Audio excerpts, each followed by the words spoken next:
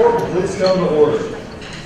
There's a quorum present and all the members are present. All legal notices have been duly posted and the court is duly called. Is there a motion to open court? Second.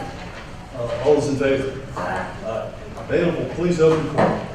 All right. The Dallas County Commissioner Court is now in session for the month of April 2013 term with the Honorable Judge Jenkins presiding. Please remain standing for the invocation. And our invitation today will be given by a guest of Commissioner Price. Judge, Commissioners, this morning we're pleased to have with us Pastor Jose Figueroa. Pastor Jose Figueroa was born June 1st, 1970 in Beres, Colombia. Pastor Figueroa began his ordination as a Catholic priest in November 1st, 1996. He later moved to the United States in 2004.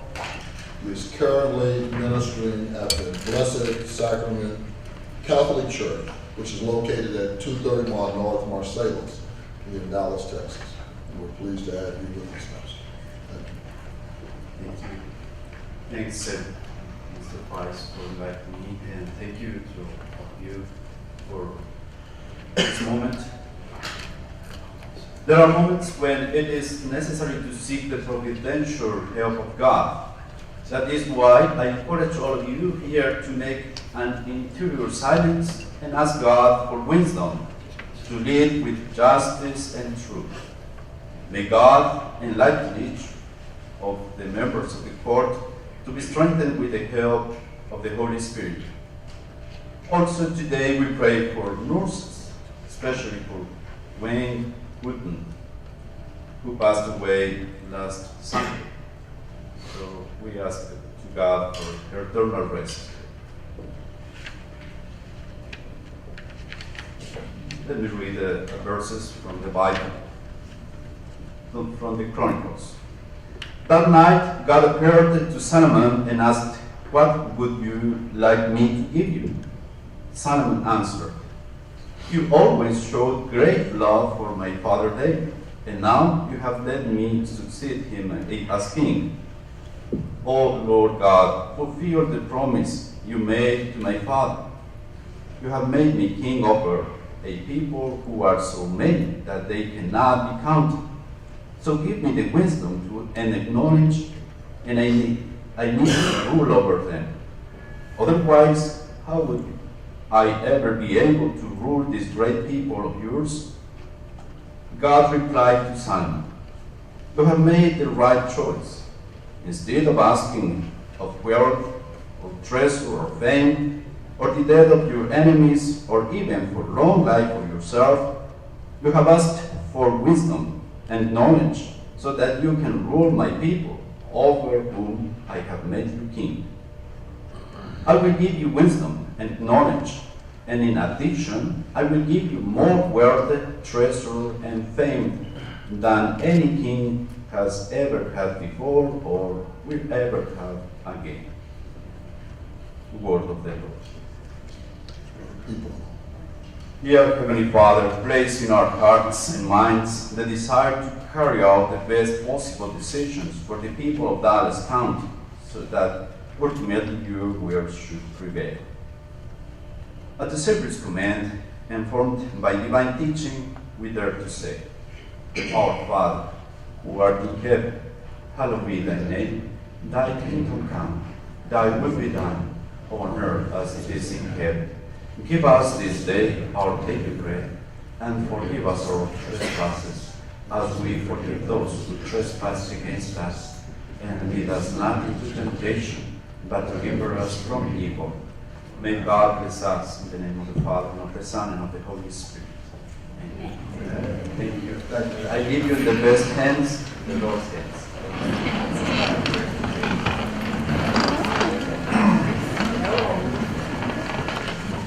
Our first resolution today is from Commissioner Daniel.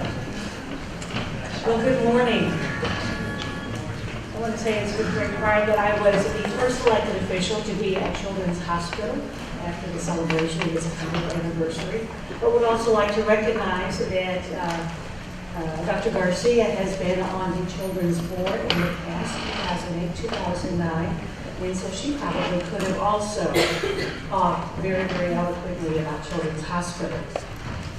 Let us begin.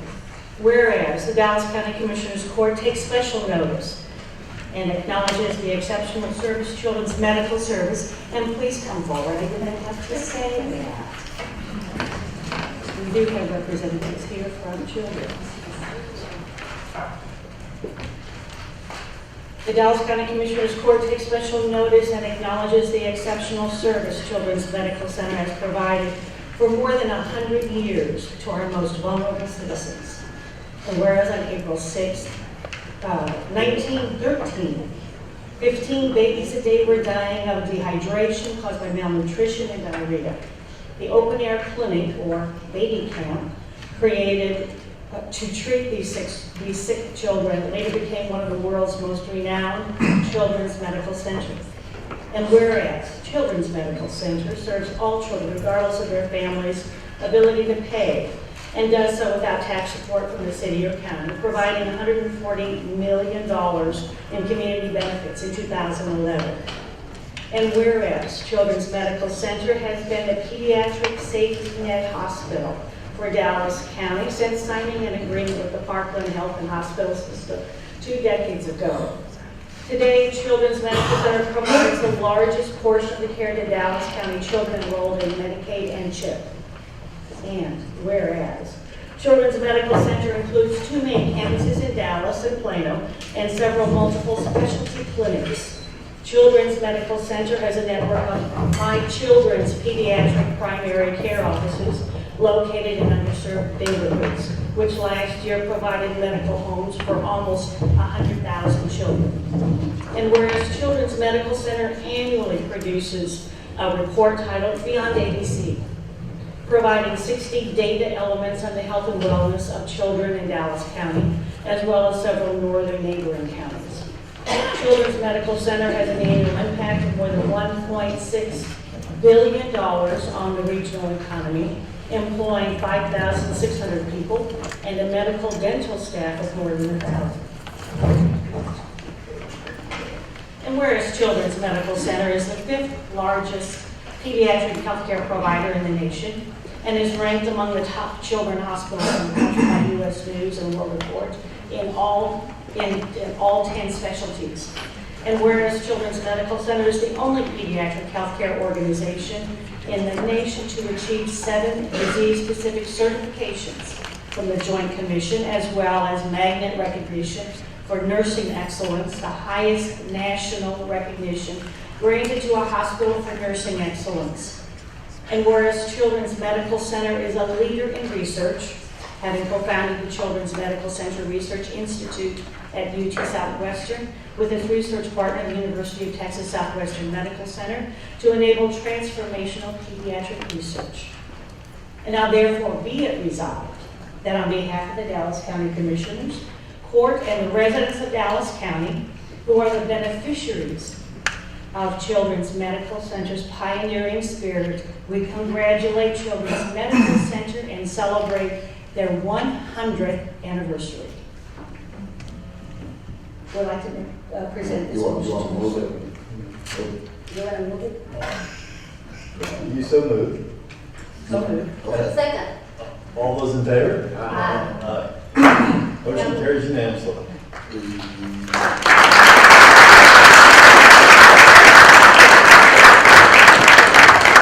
Our great friends from Children's Hospital are here. Thank you, Commissioner Dr. Daniel. Thank you very much. We are just delighted to be here. My name is Regina Montoya, and I have the privilege of serving as the Senior Vice President for External Relations and the General Counsel for Children's Medical Center, Dallas. Because we recognize your time is valuable, you have a long agenda, I'll just keep my comments brief. First off, though, I would very much like to thank Commissioner Dr. Daniel for that fabulous resolution, to Commissioners Cantrell, to Commissioner John Wiley Price, to Commissioner Dr. Elba Garcia, former board member, thank you, and to County Judge Clay Jenkins, thank you. It is a special honor for Children's Medical Center on this 100th anniversary, our centennial. We particularly want to also acknowledge members of our leadership team who are here behind me and also in the audience as well. We have quite a group because this is such a special honor for us. First, I'd like to introduce Michelle Chulik, the Executive Vice President of Corporate Services, Doug Hawk, the Executive Vice President of Hospital and Clinic Operations and our Chief Operating Officer, Mary Stowe, our Vice President and Chief Nursing Officer, Dr. Ray Sy, the Medical Director of the My Children's Primary Care Clinics that you've heard so much about, the offices, and Peter Robert, the Executive Vice President of Population Health. On behalf of all of Children's Medical Center, our executive team, thank you. The many community outreach efforts spearheaded by Children's Medical Center includes the My Children's Primary Care offices headed by Dr. Sy, with 15 offices in convenient locations throughout North Texas and a 16th office opening later this year. We are privileged and honored and thrilled to say that we have My Children's Primary Care offices in every district represented on this board. Thank you. We are generally honored by your generous congratulatory gesture and accepted on behalf of our dedicated staff and wonderful patients. The resolution you adopted today cites many national recognitions that Children's has earned over the years. Our vision is to have Children's ranked among the very best medical centers in the nation, and our mission is to make life better for children. We strive to live our mission every day through our commitment to our top 5 priorities: achieving undisputed leadership as the preferred provider of highly complex pediatric care in North Texas and beyond, delivering the right care at the right place at the right time to align our resources with the needs of our region's children and their families, advancing a strong academic environment that is attractive to our necessary constituencies and respected among our national peers, distinguishing the value of the children's experience by demonstrating superior quality via the outcomes, service, and safety provided to our patients and their families, fostering a culture of exemplary stewardship of all resources necessary to achieve our strategic direction and fulfill our mission. Thank you again for recognizing our 100 years of service. We joyfully look forward to serving Dallas County for another 100 years. It is an honor. Thank you. Ms. Montoya, in 100 years, were y'all able to get any real diversity out there? Executive Vice President to the African Americans?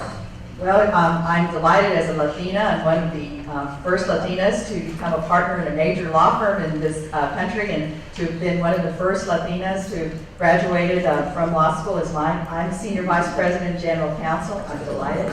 We have a number of our vice presidents here as well, and I'm delighted that we have so many of them with us today, many of whom you know from Summer Collins as well, and one of our Cheryl Mayo-Williams, who is one of our senior All afraid to stand with Yes, them? and so what if we could have, well, I think we were. Stand up, a picture's worth 1,000 words. If they could join us at the podium, we would be delighted as well. Tricia Sumler, please join us. Thank you. We wanted to be sure that we showed you our fabulous folks that are here today. So it is an honor to be part of the executive leadership team, to know that the diversity that we have in our organization, the number of children that we serve, 2/3 of whom are on Medicaid CHIP, 2/3 of whom, almost 2/3, over 60% of our kids who are children of color. These are the important messages that we send every day at Children's Medical Center, and it is our privilege, having started on the corner of Maple and Oak Lawn, to continue that tradition of serving the children of Dallas County and North Texas. We are a jewel for this community. Gracias and thank you. Regina, I don't, at the risk of bringing politics into this, but I'm surprised that it started a little bit, so let me ask you a question, just a real quick question. How many kids today that are eligible for CHIP in the state of Texas are currently not taking advantage of that program? We have in Dallas County through our Beyond ABC, it shows probably 17 or 18% of the last time of children who who had not signed up for Medicaid CHIP. We have a program that helps with that, but as you know, we have the highest uninsured rate of people in Texas, including children, twice the national average of other communities. Well, and we talked about this before, I know in front of various groups.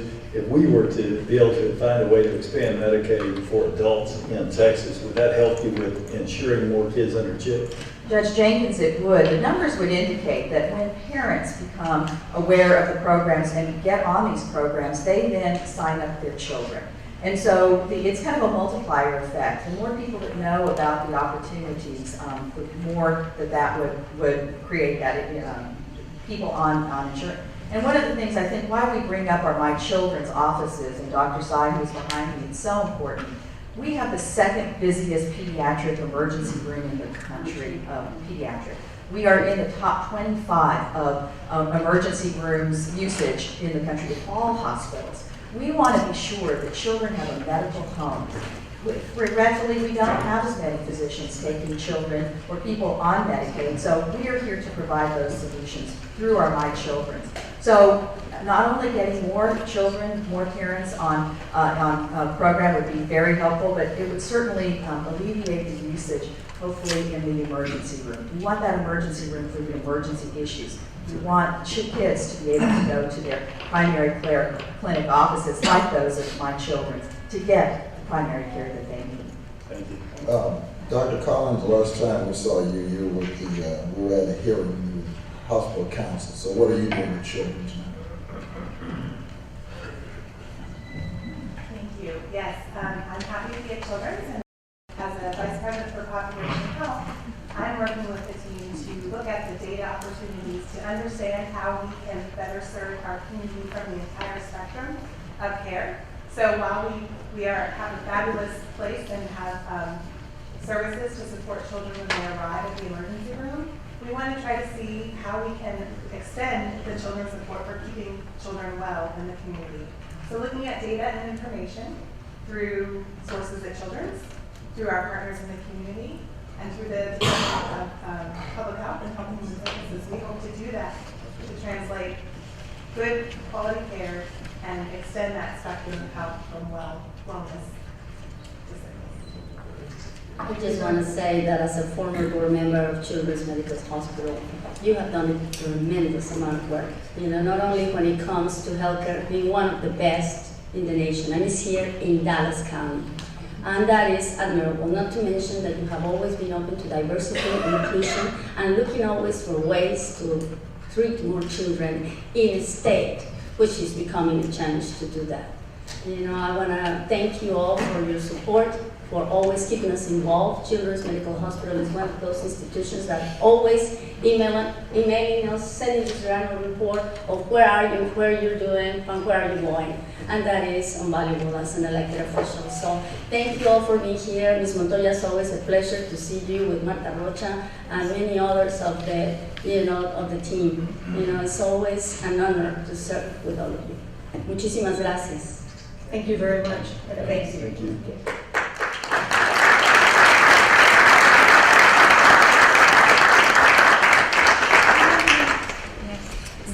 Yes, excuse me. We need a photo.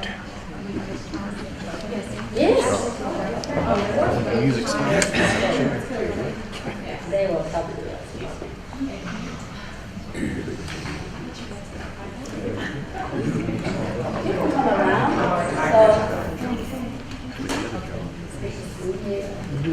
Hey, this is Mary.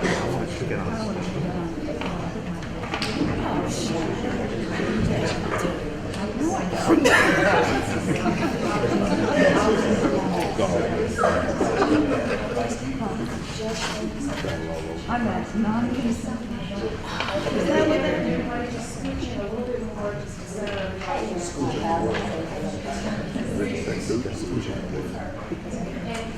and yes, the doctor, there was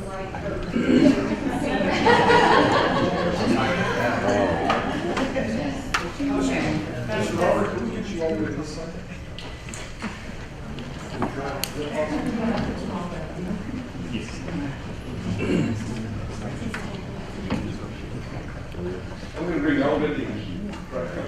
Bear hater, bear hater, bear hater.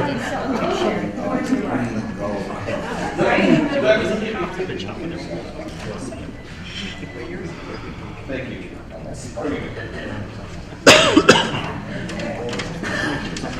One, count 3, 2,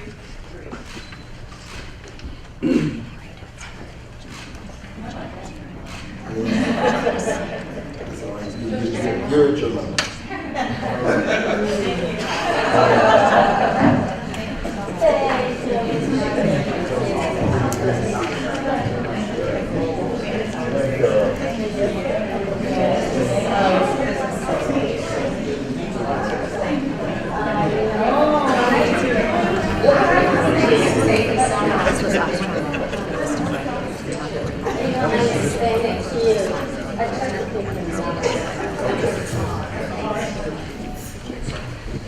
seems right, but thank you very much for helping to take care of the future of our community.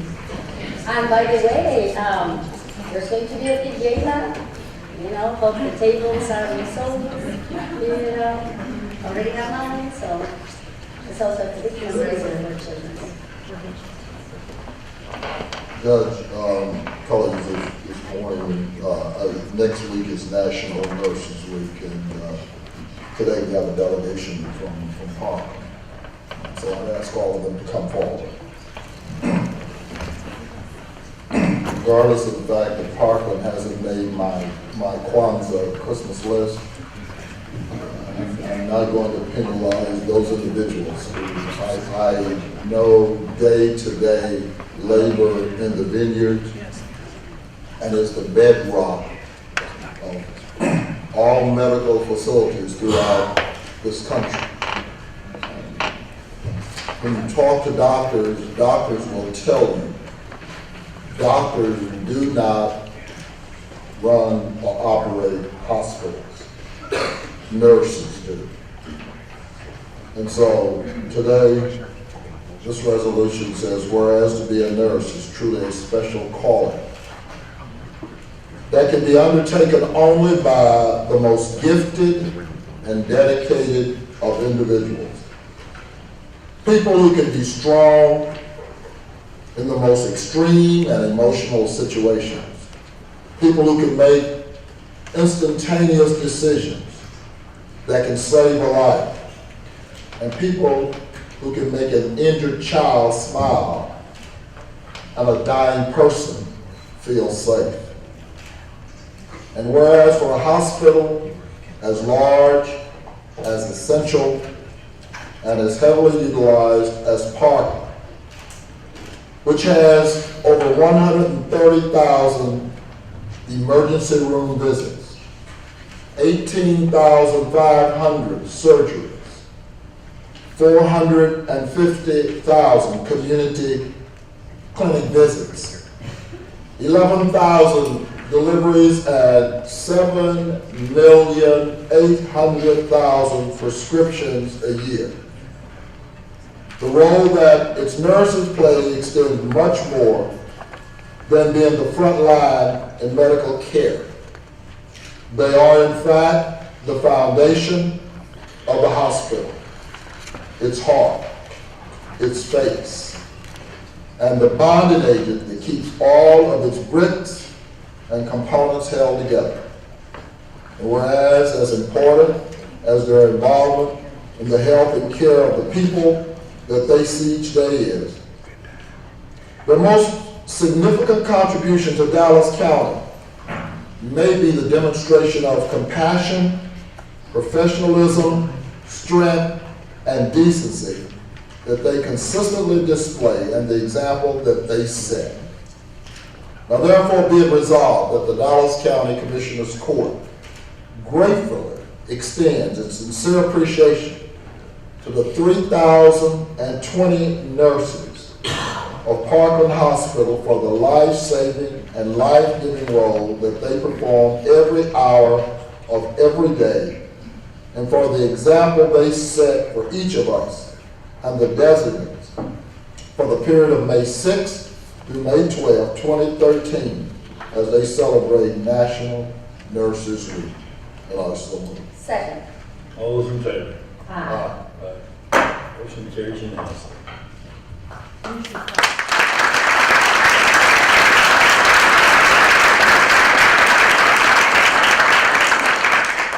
You want to give your name for the record? Yes, my name is Mary Egan, and I am the Executive Vice President and Chief Nursing Officer for Parkland Hospital. And it's my privilege to be here to represent all the nurses that work at Parkland and to be able to acknowledge that I thank you for such an honor in taking the time to proclaim Nurses Week next week. I am biased, but I am privileged to lead one of the best hospitals in the country, as well as representing the nurses that make a difference day in and day out in the lives of all the people that come to Parkland.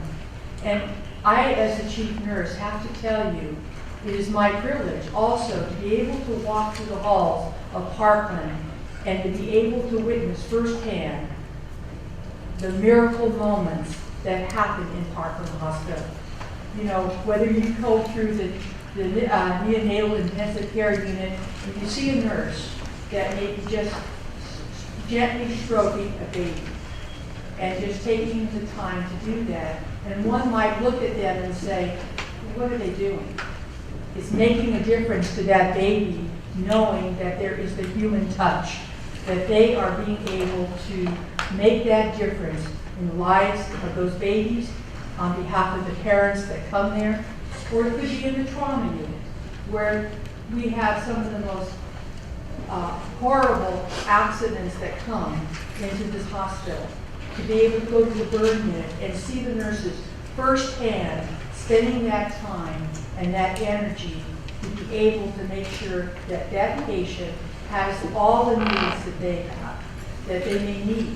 And they're there representing all the people in the community, knowing that we have a great hospital that they absolutely support.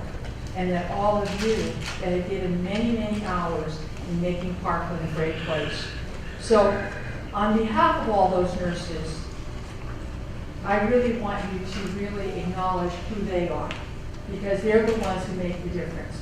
I'm just a leader, and I want you to know it is my privilege to work with the finest group of nurses in my career. Thank you. Well, but first of all, let me just say, Ms. Gamble, good to see you. It took you 40 years to get down here? You've been, how long you been out there? This is my 43rd year.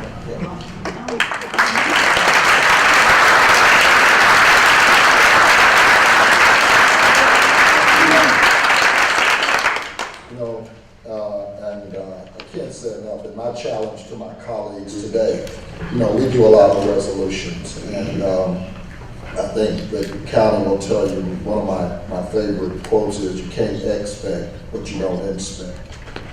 And we're known for popping up at 2 and 3 o'clock in the morning and popping up at various institutions over the weekend.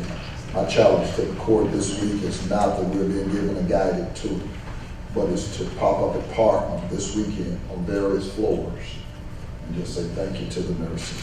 That's number one. Number two, as I said, and of course you got my latest communique with regards to the nurses. So I'll expect that. But Ms. Phillips, I see you in the background. When this court, and only somebody who the remnants was Commissioner Cantrell, and everybody talks about the jail now and looks at that as though that's just kind of always been. And some of us, and I was the only member on this court who did not, when we did an outsourcing, did not support outsourcing our medical in the jail to certain institutions, which will remain unnamed, because I did not think they could perform. And unfortunately, that came to fruition. But when a few of us arm wrestled the Board of Managers and finally convinced them that Parkland should be the designee to provide medical care in the jail, they designated a nurse to give leadership to that mission. Not a doctor, but a nurse. And as such, I've had the pleasure of going around this country, both she and Sheriff Ruby Valdez. And we've presented that model, and now we've become the reference model. And I just find it peculiar because we hired someone out of Cook County to tell us what was wrong with our jail. And now that particular county is coming to Dallas to see how we do it in Dallas. So everywhere from King County, Georgia, to Miami-Dade, to Fulton County, to Cook County, to Los Angeles County, to Harris County, around this country, they're coming. They're coming early because Sharon Phillips gave leadership to that compliance issue, that oversight. And so, Sharon, I just want to thank you on behalf of the citizens of Dallas County. It saved us millions of dollars. But more than that, I'm watching what's going on in California now as they're having to do what the jail commission made us do. We come back, I think what we released 1,800, we had to come back and release 1,800 over a couple of weeks. I think they've got to release about 3,000. But one of the things that happened in terms of how we treat people, as the pastor said this morning, with humanity, was the fact that you got in there and straight days shot. So I just want to say thank you. Thank you for your leadership in that area, that you continue to do in COPCs, community-oriented primary care clinics in this community. Only thing I want Parker to understand is I still have expectation of 3 more COPCs versus a bridge. But that's a whole other story. I'll talk about that next week. But thank you. This is I just want to thank you. Thank you. I hope you all know that I'm about to cry, but had it not been for this court and the support lent to me, we would not have been able to make the progress that we did in the jail and juvenile. So I know that I've not received that level of support in my life, much less in my friendship. It's the best professional opportunity I've ever had, and I think the people that work there feel very much the same. So I thank you. Ms. Gallo, you ain't got nothing to say? After 43 years? Well, I am a big talker. I know that. But I just like to thank you all for recognizing us and recognizing the hard work that goes forth at Parkland Hospital. We are there, and I have been there for this length of time because I truly like what I do. I like taking care of the patients and making sure that the patients can receive the best of care at all times. Thank you, guys. And Ms. Gamble, it's a good thing that the statute of limitations is run on the child labor laws. And I know that you've been a part of it for 43 years. You're 2 years old.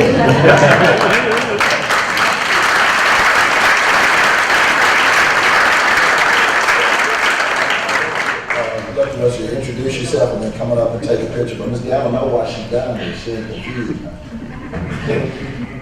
Good morning. Thank you all. My name is Capria Dees. I'm a registered nurse. This month will be 25 years. I've been at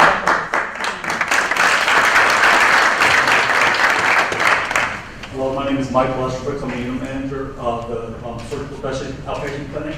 I've been at Parkland for 14 years and then done Phil since 1985.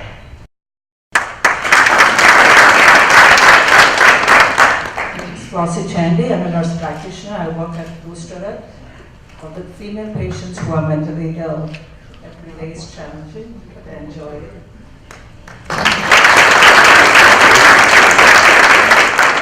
My name is Dustin Chandy. I'm actually a child compared to all these fantastic people behind me. I'm just starting out in nursing. What's up, man? I'm an LPN. I work at Juvenile Detention Center. Dr. Jerome McNeil, Juvenile Detention Center. And I also work at Medlock and Youth Village Centers. They kind of have me around all over the place. We take care of the kids and take care of them the best we can possibly do. Also, that's my mom back there. So we're kind of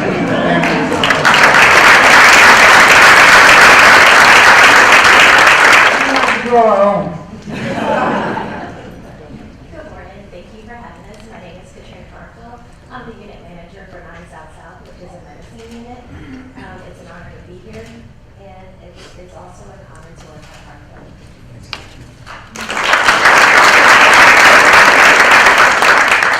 My name is Guillermo Guardiola. I'm an assistant chief CRNA. CRNA is a certified registered nurse anesthetist, and what I do is I watch you while you're asleep and on the surgery.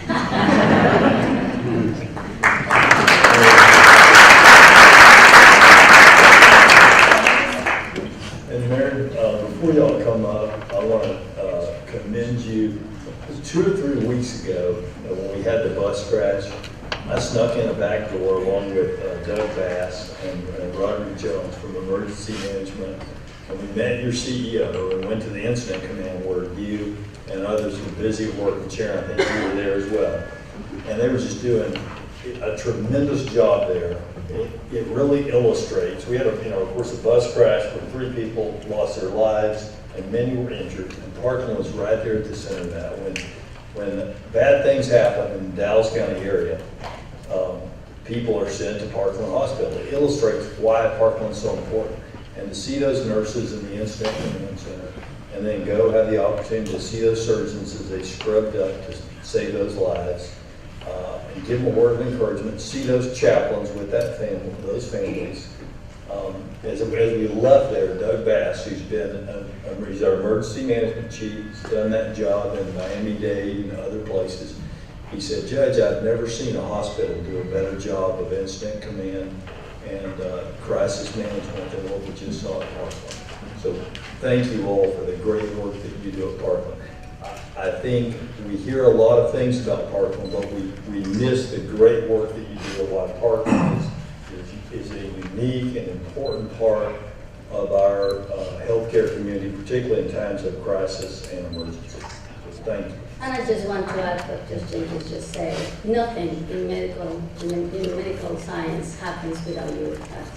You know, we can have all the best doctors, we can have the best, most diverse management, and without you, nothing happens. So thank you all for being the amalgamator, the ones that actually put the hard work and save people's lives. And when we have over 1,000 people in the emergency room every day at Parkland Hospital, it couldn't happen without you. Muchísimas gracias. All right, let's get a picture, y'all.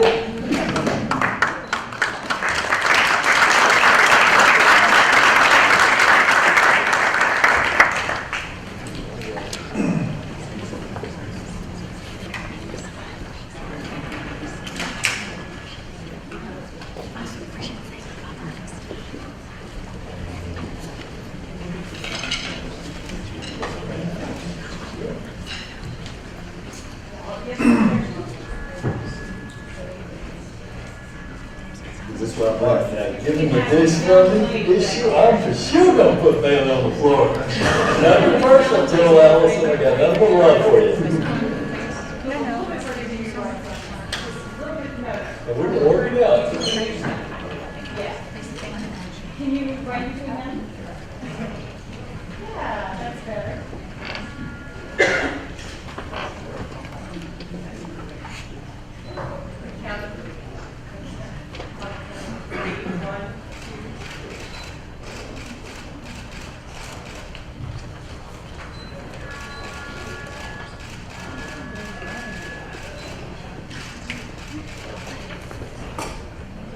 Thank you.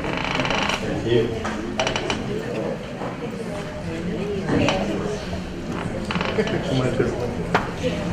Citizens of Dallas County to be more proud to have not only Parkland nurses, but also Children's Hospital together. It was a medical day. It was a medical day. We're not going to do it. We have an apology. Judge, just a point of personal privilege with regards to the passing of Wayne Wooten. Most of us remember Dwayne Wooten appearing before the Commission's Court. And the Dallas City Council. And the Dallas City Council. But anyway, this is for the family and the corporate judge, whereas Dwayne Wooten was born on September 4th, 1944 in Dallas, Texas, and unexpectedly passed away in her sleep on April 28, 2013. Whereas Dwayne Wooten is known and respected as an avid activist and the consummate critic of public policy and was passionate about fighting for justice and equality at all costs. And whereas Dwayne Wooten came to public prominence by becoming the plaintiff in a lawsuit style, Dwayne Wooten, on behalf of herself and others similarly situated versus the Housing Authority of the City of Dallas, 723 Federal 2D390, 5th Circuit, 1984. And whereas Dwayne Wooten has been a voice to the voiceless in the wilderness and has a known advocate for the people in many public forums, including but not limited to the city of Dallas, the Dallas Police Department, DART, the Dallas Fire Department, and parking. And whereas Dwayne Root was known as a perennial candidate for City Council District 2 and ran her last unsuccessful campaign in 2009, but she was always successful at bringing the people's issues to the forefront. And whereas Dwayne Root possessed and exemplified the concern, determination, and resilience on issues such as redistricting, housing, neighborhood watch, public safety, health care, injustice, the Trinity, flood control, and a litany of other progressive issues. And whereas Dwayne Wooten had an admirable balance between fighting for the community and her home life, and she was a wife of 49 years to Charles R. Wooten. She has 3 loving adult children, 4 grandchildren, and 4 great-grandchildren. Now therefore be it resolved, the Dallas County Commissioners Court does hereby with great respect, salute, and honor the life of Dwayne Wooten as she made her final transition, and be it further resolved that the strength of convictions and the spirit of the humanity of the warrior Dwayne Wooten, on behalf of herself and others similarly situated, became the template for citizenship in Dallas County, the state of Texas, and this nation. So, Second. All those in favor? Aye. Aye.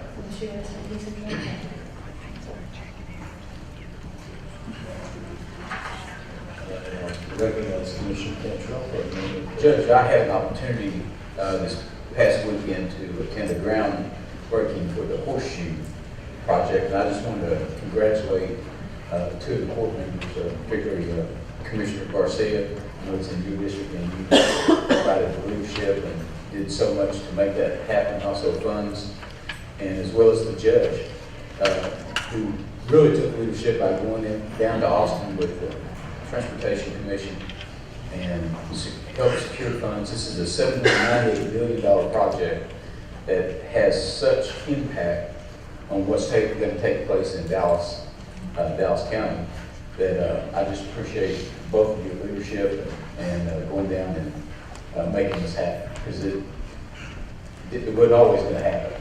So we appreciate what y'all did. Thank you. Thank you, Commissioner. And I have to say, and I say this publicly on Saturday, you know, it couldn't happen without your leadership at RTC, without the judge leadership representation as well. And more importantly, that it was Dallas County money, the one that put this project at the top of the list. You know, one of the things that I say humbly on Saturday, because even when it's a very expensive project, it was 15 years since the first time the Pegasus Horseshoe came into the mix, and now it's a reality. It's going to be 4 long years of construction, guys, but hey, the end justifies the means. We will be able to take I-35 directly without having to go to Riverfront. I also mentioned, you know, Dr. Daniel working and your support, as well as Commissioner Price, because in this project there is a part of $5 million that is District 3 and 4 jointly, you know, on Riverfront. And I want also to recognize all the people that make it happen, which is Ms. Alberta Blair, Mr. St. John, who were there as well as the city. This is about partnerships. It couldn't happen without the big support of Michael Morris, which continues to be the guy who at the end of the day, you know, has an eye on everyone and everything. And of course the state takes off, and finally but not least, you know, the federal government, because it's a lot of work, it's been a lot of years, and I was just delighted to see that the Commissioner's Court was well represented, have done a good job. And hey, transportation, we might, regardless of how you feel, is something that we will continue to have as a challenge in downtown Dallas and in Dallas County as we continue to grow. So thank you, Commissioner Cantrell, for being there with us, because it couldn't happen without you. Mr. Cantrell, anytime you want a moment of personal privilege to say something nice about me and Commissioner Garcia, I said in my remarks there that day that for many of, you know, Riverfront, formerly industrial, has memories, some good and some bad, probably for everyone in this room and everyone in this county. I started my remarks by reminding people of one of my early memories of Riverfront is passing by the Sportatorium, because on Saturday nights I'd sit with my grandmama Booby and my great-grandmama Odie, and we'd watch Fritz von Erich and Moondog Mange and Ivan Putski and all the rest of us. But, you know, as I got older, you know, I remember what I still see today, which is bail bonds, nothing, you know, bail bondsmen provide an important service, and liquor stores, and that would populate Riverfront. And it always struck me as kind of a microcosm of the disparity in the infrastructure between southern Dallas County and northern Dallas County, that travelers coming from the east would take a now outdated, but at one time very fast and effective ramp if they were going north, and they'd have a choice of Woodall Rogers or 35, then they could connect to the Dallas Tollway. But if you wanted to go to Oak Cliff or Point South, you would get off at a stoplight across the street from a liquor store next to a closed-up gas station. You drive by a third-rate gentleman's club. Not that I'm in the gentleman's club rating business. Daiquiris to go, which I think is closed up. And you stop at a light that now has the best gas station tacos in town. It was a vacant lot for many years. Then you take what I call the death merge onto 35. And to me, it just illustrated the differing priorities of past generations of urban planners. So one of the things that I'm excited about is that we're going to have a ramp going to the south that is equal in safety and effectiveness as going to the north. This is going to serve as a front door for eastbound travelers going to southern Dallas County. And it kicks off a tremendous amount of spending that's about to take place and improvements about to take place in our roads. This 6735 Gateway project, much needed, about to kick off. You know, the 183, 114, Loop 12 that Alberta is chairing the 1420 committee on. We'll get that done. That's about to kick off. The 35 expansion above 635 under Alberta and you know, others' leadership, you know, that's kicked off. So, and then what NTTA has done with the east and west extension, with the work that they're doing, you know, projects throughout, we're about to really see a reinvention of transportation in Dallas County. So I want to thank everybody up here on the Commissioner's Court and everybody out there as well for that, because it is a team sport, you know, transportation. Everybody's done a really fantastic job. And we're not done yet. That's We're not done yet. The best is yet to come for hopefully 3 years. They say that it might take 3, not 4 years. You know, we're going to have some challenges around downtown Dallas. Yeah, the interesting They thing. might call. The interesting thing for you and me while we're running is, are people happy or sad that we're tearing all the roads up at the time? That's what we'll have to figure out. And him too. Well, if there are no other points of personal privilege, shall we move to the consent agenda? Second. All those in favor? Aye. And we'll now consider item 9, the bid. The motion on the bid. So moved. Second. Okay. And all those in favor of the bid? Aye. You have a comment? No. Motion carries. We'll now consider the motion on Court Order 10 through 14, 10 through 14, pulling 15, 16, okay, hang on, let me fix it. 10 through 41, pulling 15 and 24, and A1 and A2. Well, first of all, while that, okay, let me make sure that's correct first. Is that right? We're pulling out 15. 14 and 24. Why would 15? 15 has to be pulled from the legality because it's broken into 2 pieces, A1, A2. So it's the same thing, A1, A2. Just Okay. Okay. And pulling what else? 24. Why are we pulling 24? And we're pulling A1? Let's just get straight what we're doing first. A1 and A2 are not being pulled. Correct. No. So 50, we're requesting to pull 15 and 24.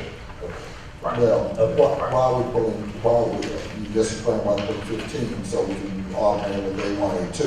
Why we pulling 24? That's the same contract with all of them. Why we pulling it? There was a question raised about the appropriateness of bidding this contract out. Commissioner, you're correct, has a contract that Dallas County has had in place in the past, but has not utilized in the past. And the question here is that given the date that it has of June 29th, which is its effective date, could it wait a week to answer those questions about maybe additional legal questions that Ms. Nelson can speak to, and looking at what we can do to perhaps combine this with the ground spraying bid that we plan to do towards the end of the summer to be prepared for next year. Okay, I heard all that. Now, why are we pulling the contract? Commissioner, I believe it just needs to be some additional legal review and procurement review to make sure that we have everything dotted and crossed to make sure that we're comfortable with it. But it's the same identical contract. Well, it's not. There's many changes to the contract. Such as? We lowered the amount of acreage from like 40 or We said that last week in the 12,000. Okay, that's, okay. We did that last week, so that's not a problem. Okay, what else? Let me look at, and I don't have a copy of it. I spoke yesterday, I'll say this. I spoke yesterday to Dr. Lakey, who is the state's top public health official. He recommended holding back on the contract and giving them an opportunity to read it. Also spoke to the state's emergency manager, Chief Nim Kidd, who likewise recommended that. I've got an email of some of the differences, but they recommended two things. First, they recommended looking at, since currently we're not in an emergency state, if this has to be competitively bid. They're not lawyers, they are the heads of the two departments that oversee these sorts of things for the state. It was their belief that it did have to be competitively bid. Second, they wanted to compare it to the state's contract and make sure that it was close to that, and if it wasn't close to that, point out any differences that may be problematic. So for those reasons, I think it's good that we hold back for we allow our state partners the opportunity to take a look at this, look at the situation of procurement, make sure we're not violating the law. And is there allegations that we are violating the law? Is that an allegation that's on the table? There's no allegation that we're violating the law. Okay, you said it forward, so I'm just saying. So, but the contract has always passed muster in the past. It's the same contract, other than the acreage. Sir, I will say that since the contract hasn't been utilized, I don't quite know how to answer that question. There hasn't been we haven't spent any funds on the contract, so there hasn't been an issue about its, a question of its legality as far as from the procurement standpoint.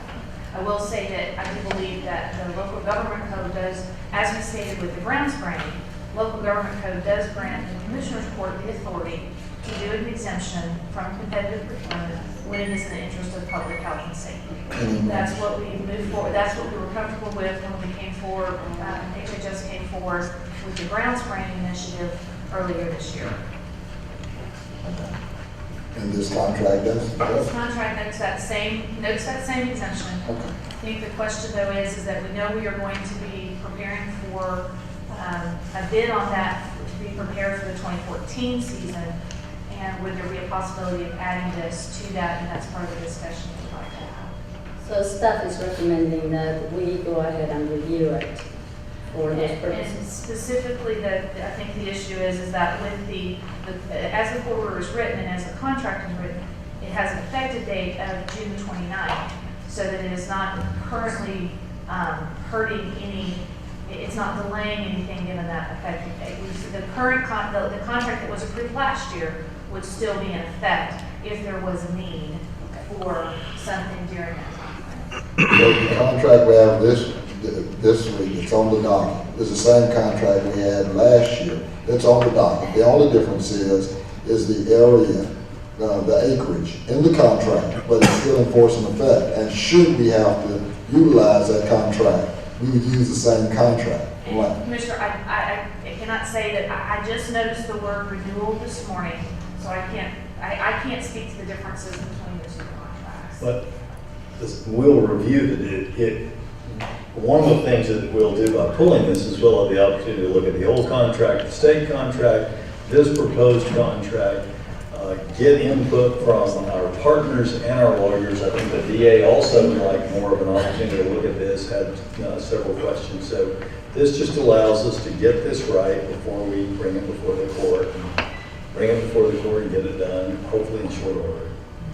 Next week, is it coming back next week? Yes, sir. That I will be able to answer the questions before we take it back for next week. I don't agree with it. The majority of the court is there. I'm not there. Well, I'm moving forward, 10 through 41, excluding 15 and 24. And A1. No, not A1, You just said not to exclude A1. No, not to exclude. We want A1 and A2. That's right. Did you say that? Yeah. Okay, including A1, A2. Yeah, that's what it's, okay. Okay, so I've got a motion for 10 through 41, including A1 and A2, excluding 15 and 24 as having been pulled. Is there any discussion? Hearing none, call the question. All those in favor? Aye. Our next item is our briefing session. I have one comment Yes, before we of get course. there. I would like to commend Ms. Corey Gollum for stepping up and agreeing to be appointed to our MetroCare committee, and it shows just her dedication to Dallas County, to the Dallas Independent School District, and to the citizens of Dallas County to use her expertise for the good of everybody. So thank you very much for doing that. Congratulations to our health and human services. Congratulations to the Health and Human Services Department on the Robert Wood Johnson Foundation grant. And I think you're one of what? Two? One of two health departments to receive that grant.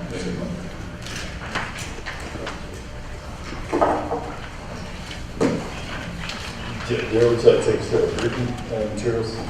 Well, Judge Commissioner, your first item is a presentation from the North Texas Tollway Authority. With us is Director Ms. Kirk and Karen Roberts from NTA.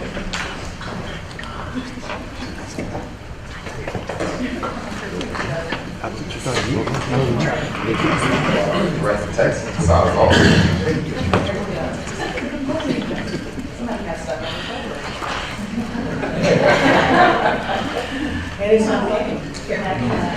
Well, good morning, Judge, Commissioners Daniel Cantrell, Vice Garcia. It's good to see all of you this morning. Thank you for taking the time to hear from the NTTA today. And we have a presentation before you. And we can certainly spend the 15 minutes or so that it will take to go through this, or we can give you an abridged version to allow time for your Q&A, which I'm certain there will be Q&A. Well, you're going to need a lot more than 15 minutes. I've seen, based on what I've seen, and let me just ask you before you begin, Ms. Cook. Thank you.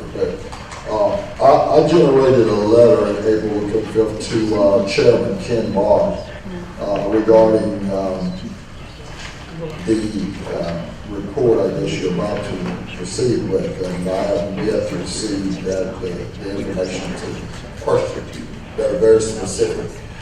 This presentation, unless you got something different, it's kind of a 50,000 foot presentation. I'm looking for the granular Washington. This is fine. It is a 50,000 foot report. You are absolutely correct. And we are in receipt of your letter, and we are working on the absolute answers to those questions. So today, this is just a market piece. It talks about, I think in all candor, we do have in there opportunities as well for us to challenge. I think that in our case, we will find that there are things that we know we need to work with, and we are working towards that.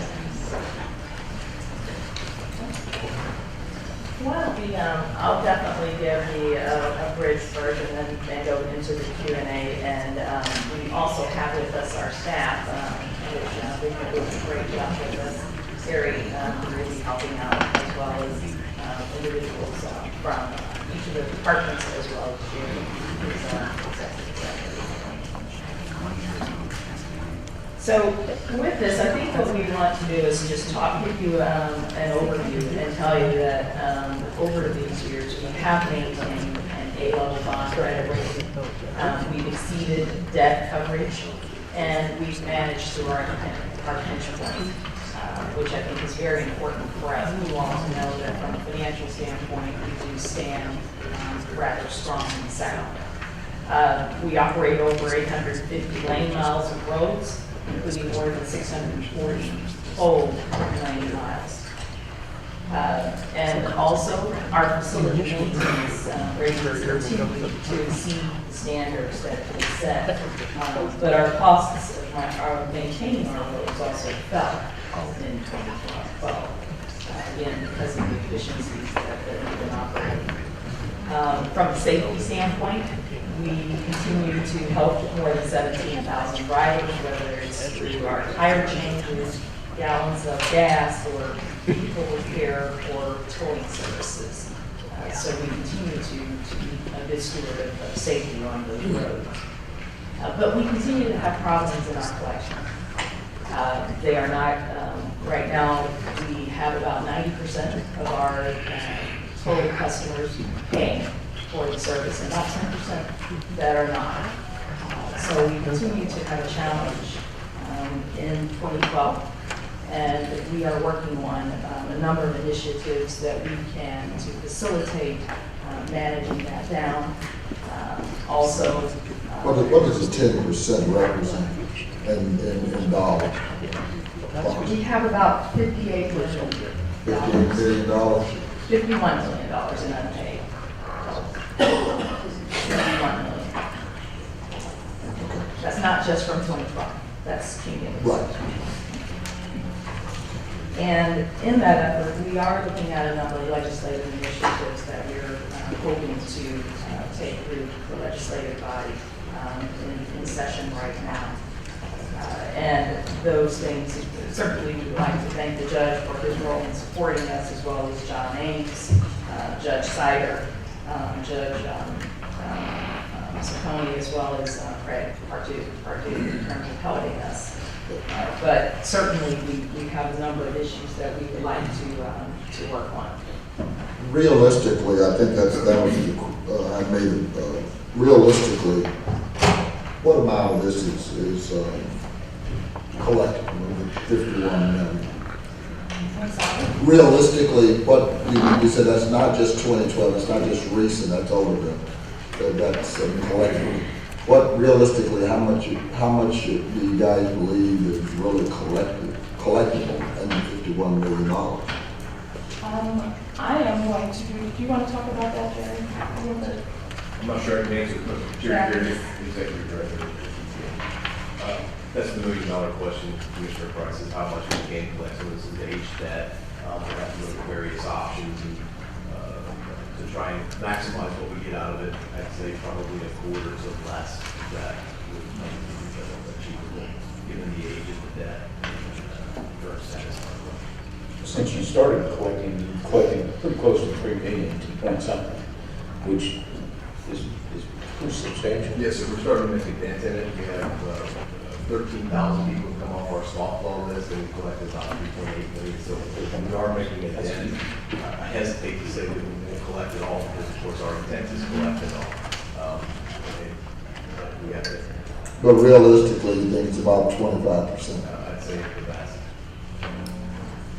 Well, and an added benefit, obviously, of this is as we bring this to the public forefront, in the initial stages, we'll have more scofflaws because they'll realize some of the need for better enforcement mechanisms. But as we move forward, it will discourage people from being scofflaws. And we're already beginning to see a little of that, aren't we? We've gone from an 11% lead to a 10% lead, right? I don't know if that's in your... Yes, sir. We picked up a percentage from the half. We're down to about 10%, 11.5%. And that's pretty substantial when you look at the amount of money we're talking And about. we're also hopeful if we get the tools that we need to the legislature, which is the vehicle registration block and the van, also the vehicle registration block will help us recover some additional that. You should use every tool that you have at your fingertips to address the issue. And I think that certainly in the legislative body, if we can get that to be a vehicle registration block, we can really it will be a value add. Be very creative about getting additional tools. Exactly.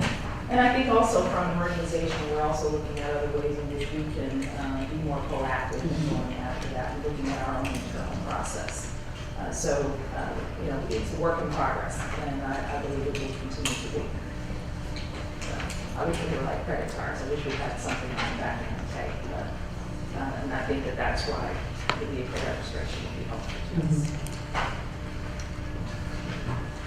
So also, I think, you know, from our standpoint, you all talked about the roads and the importance of roads and transportation. We've had the opening of the eastern and western extensions on President George Bush. In October, we opened the main lanes of the President George Bush Turnpike, the direct connectors to I-20, and all the 2 direct connectors to I-30. In December 2011, of course, we opened the 9.9 mile eastern extension of the Bush Turnpike as well. And we are working at Trinity Parkway, if built, will connect I-35, 183, 175, and 310, and provide a 9-mile relief route around the west and south sides of Dallas and the Central Business District. We have NTTA is currently preparing the final EIS, environmental impact statement. And once this is complete, the final public hearing will be held before a record decision is received. And this is anticipated about in mid-2014 or thereabouts. So that continues to be an effort. And then we had the final report from our Alvarez-Marsal report, the county review. We shared that with the county judges a couple of weeks ago, and giving us a report letting them know that about 82 of the recommendations that were outlined in the review that we've actually had very sound progress against those. And that report was shared with the judges. And then Were you audited, according to the front page of your deal, it says by, were you audited with regards to these issues? I'm sorry, were you audited? We did. We do have our audit, and it is a clean in terms of our financials. Alvarez-Marsal has been been ongoing with us, and there's been a continued relationship. From a procurement standpoint, we've adopted a number of initiatives through the board to redraft our purchasing plan and our procurement plan. From the organizational standpoint, we've made the changes that were recommended in the Alvarez-Marsal report. From a financial standpoint, transparency standpoint, we've readdressed all of our financial reporting for the board so that we are aware of what's going on in the organization. But in trying to read that, Director Kirk, I'm having a difficult time being able to see what the 3-year engagement was prior to A&M and then subsequently. I mean, it sounds good, and I read the judge's press release and everybody's press release. It doesn't say anything. It doesn't give you anything granular. I mean, how do we know that whatever hallmarks, whatever metrics in terms of procurement? I mean, you could have done great in terms of procurement because you were basically at 0. So if you did 1, you're 100% now. So and this is not at you. It's just I'm just unimpressed. I don't have any information.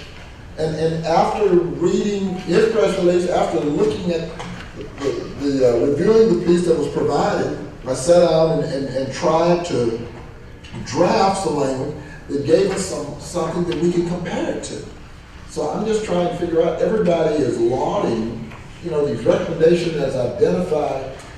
Who identified? I mean, From the Alvarez-Marsal report, there were over 80 or thereabouts, and we're certainly happy to give you all of the background information on each one of those line items to demonstrate what was done. But there has been a lot of effort made in terms of really providing more clarity around the information shared, and that has happened. And we will make certain that we get that report to Commissioner Price. And it is, in terms of what staff has done, there has been additional data points provided to the board. And I think you got that report as well as each of the monthly or quarterly updates. Everything that I have, the courthouse as well. You know, it's a larger booklet, and I'll make certain that you have an additional copy of that. But I don't, whatever you have, Judge, and I didn't send probably you a copy of this. No, I saw it and lauded Vincent on that, and you as well. You're lauded. And I know that I spoke to Tex Quesada and Jerry, and they're in the process of trying to get some of that more granular information. We have some of it prepared, but it's not complete. So I think further on in the presentation, you got the end of we have East. some, and I think it's around our, you'll hear on the next one, diversity evolution. And I think that some of those, your questions are far more granular than this report's going to share. Again, we were here giving you a broad overview, and the specifics to the questions that you asked will be delivered to you. And I think it's important, though, to know that, to your point, a number of the issues that came across in 2009 that we had in our disparity study, there were a lot of challenges in the organization from a contracting standpoint. And business diversity initiatives were not nearly as robust. And as a result of the work that's been done, our numbers have certainly increased over time. We've definitely found an organization really fit into diversity, and I will tell you that it's not just your Dallas representatives asking questions about diversity and inclusion around the table, it's all the board members, which is refreshing that members are not the only ones concerned about these issues. Let me say, I don't want to interrupt you too much, but there's a reason for that, and you two guys are the reason for that. That board, when we did this review, was not at all focused on diversity. And then you two guys were appointed by this court, and I'm seeing that in my conversations with the chairman and Knowles and these other guys, that they're focused on that. And it's permeating all the way up to Larry Phillips and people, Republicans that are chairing Transportation Committee for the legislature, and they're beginning to focus on diversity. And it's because of the work that you two have done, and the kind of spirit of whatever it is, camaraderie and some form of kind of more peaceful coexistence that we have on the board. I really, I'm not saying in negative about anybody else, but you guys have done a fantastic job. Oh, you're too kind. I've only been there a year, so Yeah, some of this is moving on since. And I appreciate that. I appreciate your service, Director Kirk. But some of us have been complaining for years. Same song, different verse, and they haven't moved. And that's really, I find it interesting that again, Judge and our other judges, everybody gets so excited. I was there with the disparity study. I saw it. I still don't know where we are in terms of the metrics with regards to that study, in terms of real numbers. Not some appeasement. I think you're right. Remember, Alvarez and Marsal talks less about diversity and more about the organization. I got it. And a lot of what it wanted done was probably self-evident. For instance, it suggested that the appointees be more diverse. Clearly, that's not APTA. That's you all. That part's done. It suggested a harder wall between collection of efforts and customer relationship. That's more organizational than that was done. There are other things that are much more, a lot more nuts and bolts. For instance, you need to re-procure your major contracts. That was done. So some of those things, in terms of audit and those sorts of things, it's either there or it's not. But you re-procure your major contracts, and if you don't put the diversity piece in there, You're exactly right. And in fact, part of what we have done is increase the diversity piece in those major contracts. In the past, for instance, there was no diversity component to what I would call one of the financial pieces. Okay, we made sure that that got changed, and that's in there now, so that we don't have, so that we make some real progress there. In the past, there was no diversity piece in all of those major projects. That's in there now. In terms of making progress in individual contracts, that's going to be contract by contract, and I think you'll see the numbers are slowly going up. I'm not saying that your Dallas County appointees are happy with where we are. I think that you'll see that we are pushing to make that more inclusive and to make it look more like, for instance, Dallas County. I think that's important. Not only in the contracts, but also in the organization itself. You and I have talked about that. I believe, Commissioner, that this organization needs to look a lot more like this group in terms of inclusion, in terms of diversity. The Dallas County appointees are pushing that way. And I will say this much, I think that the other board members are now, or not, I can't say are now, since I've been there, I've seen nothing but support from the other directors. I think that we're making progress there. And I also think that one of the things that we're focusing on also is looking at prime contracting opportunities, not just on the participation, but we should be prime as well. So we're focusing a lot of our efforts around that as well. We have the cooperative inclusion plan that we're working with TxDOT, the Hispanic Contractors Association, Black Contractors Association, as well as the Association of General Contractors, to bring people together so that they can actually have a conversation around what they're doing, how they're getting it done. Can I learn? Can I apprentice so that I can understand and become that prime contractor? It's not good enough just to put some numbers on the back end of anything and be satisfied with that. And I don't think that that level of satisfaction exists. And the numbers continue to improve in comparison to year over year from a percentage standpoint. More dollars are being spent, but from a percentage standpoint, we're doing better. But that's still not good enough.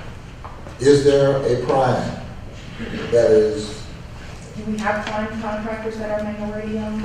Yes. ethnic minority? Sure. Yes. In fact, one of the things that Janice Davis was instrumental in doing is dividing how we forecast traffic and revenue. Who knew that traffic and revenue was an important part of how all this works? She divided the contract essentially between the eastern part and the western part, and so that doubled the amount of opportunities for ethnic minorities and others to participate. And one of our new prime contractors is CNM, which is now the traffic and revenue consultant for the western extension for the special projects. That's a great step forward. Some of those contracts, some of those major contracts can be divided, some of them can't. Where they can be divided, so far they've been divided, I think that's good. I look forward to getting this information. It appears, though, I didn't ask for it, and I talked about, financial liquidity, debt coverage, funding, reductions, and I would probably expect that with regard to mistakes, but there are things such as, your large maintenance contracts. We do have some minority maintenance contractors as well. That's your prime.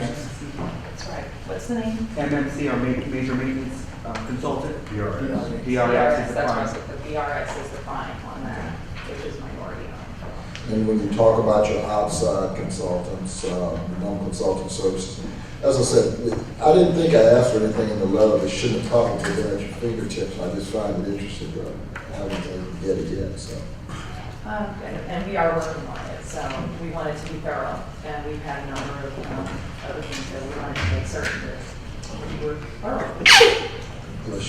So that means that once I get that, then you guys don't mind making another trip. We will be here, by the center.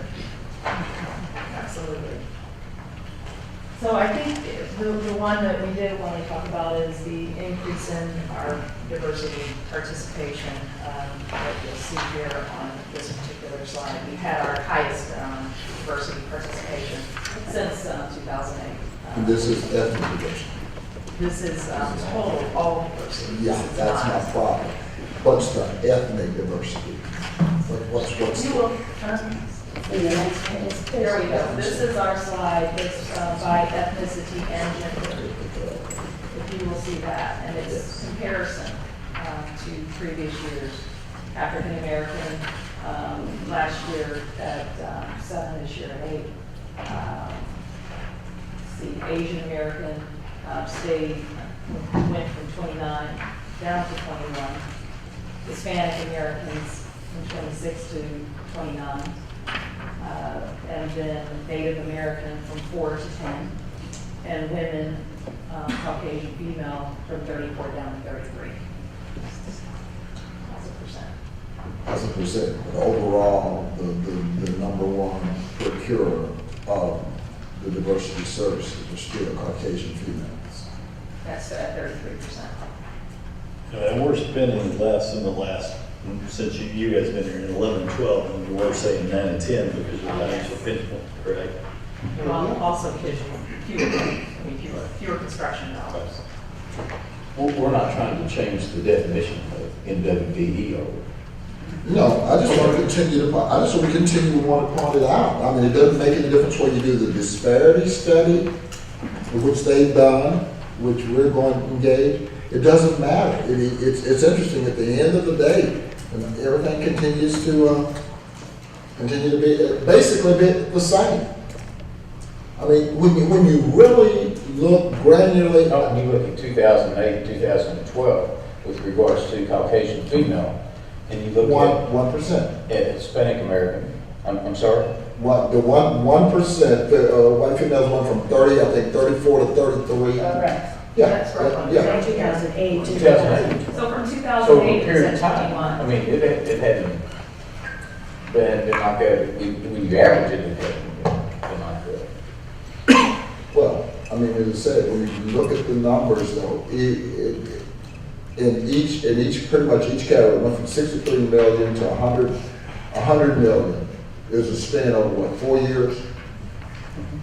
Okay. And again, But the agency spend is also, you gotta look at it relative to the agency spend. So we spent $400 million in 2012. And in 2008, our spend was 430 million. Or 2008, I'm sorry, was 432 million. Was our total agency spend was 63. So from, as a percent, we continue to increase. Ethnic minorities. Paying Absolutely. attention to how you do business. Absolutely. And business is changing as Business time is goes on. changing, business is developing. Our spend is not going to, it wasn't as robust in the diversity area as it has been in recent years. And those numbers continue to go up. Not to the percent that we want to see, but they're going up as a whole from $1 over $1 year over year. We do see places where we can do better. We set up the program that we have with the cooperative inclusion plan to help us do those things. We recognize that we've got some areas to work on, and we're working on them.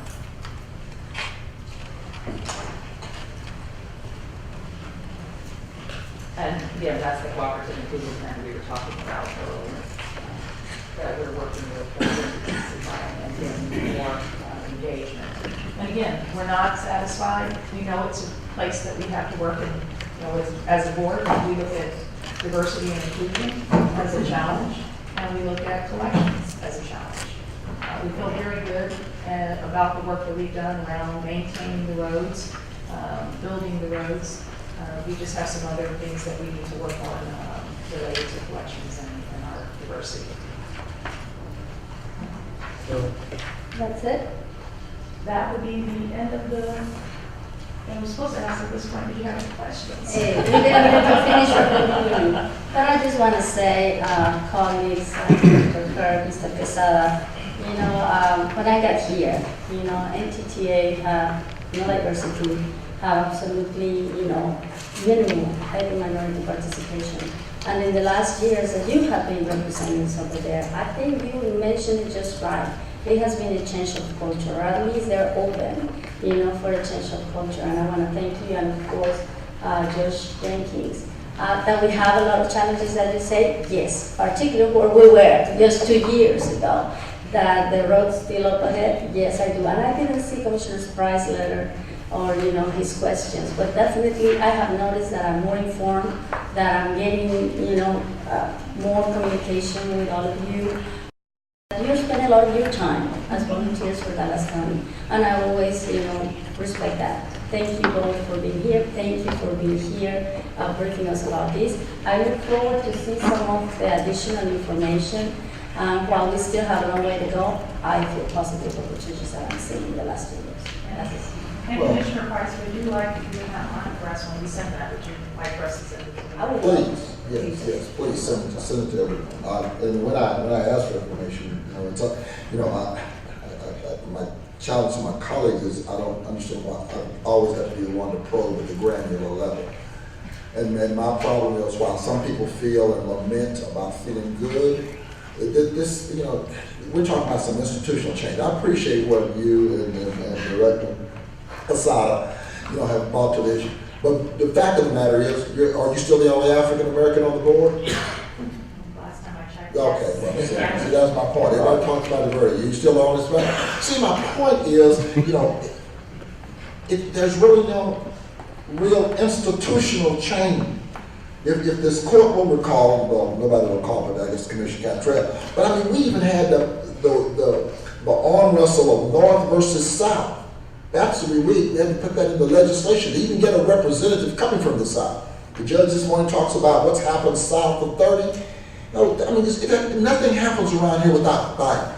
And I don't have the comfort level that everybody knows, oh, we're moving in the right direction. Hell, zero, like I said, it was zero, and then you get one, wow, you got 100%. Just hold your horses. We're going to get there if we all live long enough. And yeah, they spent all the money in 2008. I've said all the way up to 2010. We know they don't have the same dollars. Yeah, but they raided the treasury. And now I said, we're focusing on better management and we're doing better. And yes, we found some people. I'm just not there. And I saw the report, and the report didn't begin to speak to any of them. With all due respect to the good commissioner, I think that all of us are very interested in receiving what is going on with NTTA and receiving the data and looking at it very, very closely to see that, yes, that business has changed. That you are looking for every tool that you can find and exploiting those tools so that we do make the collections that have to be made, that we do have the procurement that has to be done, that business in fact is changing. And we really appreciate, I know, the number of hours that the two of you have been putting in to make sure that, yes, it is a good thing that we're moving in the right direction, but we must continue to move there. And I think that you said it very plainly that you are not done yet. We are not done yet in achieving some of those goals. And I also think that the staff is not done. They certainly recognize it and bring it to the forefront as well. And they've been doing a very good job in our contracting area to make certain that as we talk about contracting opportunities, that we're not just talking about a sub, but the opportunity for a farm. So we're getting that one. And changing the way you do it so that in fact you can attract those kinds of providers and dividing it up so that we increase those numbers. Exactly. The shift culturally is there. So, I do believe that we will see some more positive results with the shift that's occurring. And we all love to read, so please keep those cards and letters coming. I want to kind of switch gears for just a second if we could. Sure. I really appreciate the presentation and what y'all put into it and all the work that you're doing. And Jerry, I appreciate the work that you and your team are doing there on the C-suite level as well. But I think it's worthy of note, it's one of the things that I think's been brought up here, that you are 2 out of 9. And one of the issues that's going on now is Representative Orr has the bill, I think it's now passed out of the Transportation Committee. Yes. Maybe somebody bring me up to speed on this. Here's my concern, I want my colleagues to be aware of this, and I know that they already are, and I want the public to be aware of this. Dallas County has 2 seats out of 9 on the NTTA. Dallas County toll payers make up over 35% of the toll tag customers. We're going to move on to get Johnson County up. Are we 2 seats, or is it now 1? One. I thought it was 1 this week. I never heard. Was it two? It will be 2. It's 2, okay. 2 seats. It's 1. But after you get 1, then you get 2. Right. That's the Okay, issue. so here's my concern, and it goes back to diversity, and it goes back to representation and fairness. We have got to find some way, and I'm open to discussion and collaboration of what that way is, so that the Dallas County toll payers, who make up 35% of the toll tag revenues for the NTTA, do not continually see their representation diminished by leaving 2 Dallas County members on the board, and yet the board will increase to 11, further diminishing the representation of Dallas County. It concerns me on diversity, and it concerns me on what are the next projects as we continue to add. Now it's Johnson, but Ellis also wants a tollway, and Grayson County wants a tollway. So 10 years from now, if we have this model and a 15-member, commission with 2 members from Dallas County, I've got some real concerns about how effective we're going to be at effectuating change and protecting the interest of the 35% of the people that are the engine. I mean, between Dallas and Collin County, that's 70-something percent. It's nearly 70% of the toll tags. But those 2 counties together make up a minority of the vote. So any thoughts on how we address that? Well, given the legislature is still in session, I'm not sure that our thoughts are something that we want to discuss right now. But I do think that that's an issue that, frankly, the county judges are going to have to arm wrestle with at some point. Hopefully, when you all, the county commissioners, have to have a say in that, because hopefully that's going to happen at a time when you're not under the microscope of the legislature. You don't have things moving very quickly. There are a lot of moving pieces of that. Let me remind you that this is an agency and authority that belongs to you all. And I have seen, you talk about popping in, I have seen either commissioners or your staff at almost every meeting we have. We encourage you, I think that's good for you all to come. I think it's good for you all to see what's going on, because this is, I think, an integral part of meeting this region's transportation needs. And we, in a very real sense, we work for you. Come on down, see us, ask questions, kick the tires, pop in, and if you don't have a toll tag, we will get you one. But in all seriousness, I also think, Judge, that we're here representing your interests and the county interests. So to that end, we're going to certainly represent your court's opinion on that issue. Well, Judge, just to get this on the record, and y'all, I think there were 2 other board members there when we sent this in 2006, and this sort of gives you the direction of the court here. It says specifically, we oppose Johnson County being admitted into NTTA until such time as there is an equitable legislative resolution to the government structure and or voting strength to the NTTA members. It is our position that as long as Dallas County has a significant amount of the NTTA assets and ridership, its voting strength on the NTTA board should not be further diluted by adding additional counties. And I think, from what I'm hearing in this court, we maintain that position. certainly we want to look at the voting strength and ridership issues, the governance issues before anything's added. It was always my understanding that the NTTA board could make that decision. And now they're trying to do legislatively what they may not have been able to do board-wise. I think you're right, and I'm glad that y'all's position is very clear. Okay. I think that marries most of the other counties, that matches most of the other counties' positions. I think that when you keep that very clear position. Thank you. Well, and I think in that position, what you're not hearing is that Dallas County is opposed to expansion of the NTTA system.